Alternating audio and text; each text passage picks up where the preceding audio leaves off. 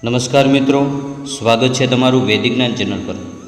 સનાતન ધર્મમાં અગ્નિને ખૂબ જ પવિત્ર અને પૂજનીય માનવામાં આવે છે। દેવતાઓને પ્રસન્ન કરવા માટે ભક્તો યજ્ઞ આદિ ક્રિયા અને મોટા અનુષ્ઠાન કરતા હોય છે।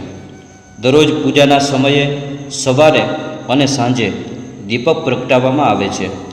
નવરાત્રિના 9 દિવસ દરમિયાન માતાજીના ભક્તો કુળદેવી માટે અખંડ દીવો પણ રાખતા હોય છે। એવું માનવામાં આવે છે કે દીવાના પ્રકાશથી વ્યક્તિના જીવનનો અંધકાર દૂર થાય છે, વ્યક્તિના જીવનના દુઃખ અને દરિદ્ર પણ દૂર થાય છે। તેની સાથે સાથે ઘરમાં રહેલી નકારાત્મક ઉર્જા દૂર થાય છે અને તે ઘરમાં સુખ શાંતિ અને સમૃદ્ધિ આવે છે।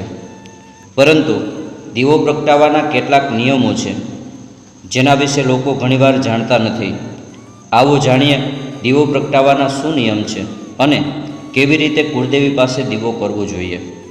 મિત્રો, તમે જો વૈદિક જ્ઞાન ચેનલ પર પ્રથમવાર આવ્યા હોય તો વૈદિક જ્ઞાન ચેનલને સબસ્ક્રાઈબ જરૂર કરો, વિડીયોને લાઈક કરો અને કુળદેવી માતાની કૃપા મેળવવા માટે તમારા કુળદેવીનું નામ કમેન્ટ જરૂર કરો। પૂજા કરતી વખતે એ જાણવું ખૂબ જ અગત્યનું છે કે દીવો ક્યાં રાખવો જોઈએ અને દીવામાં કેવા પ્રકારની વાતનો ઉપયોગ કરવો જોઈએ। તમે ઘીનો દીવો કરો છો તો દીવો કુળદેવી માતાના મંદિરની જમણી તરફ સામે રાખવો જોઈએ અને જો તમે તેલનો દીવો કરો છો તો મંદિરની ડાબી તરફ રાખો।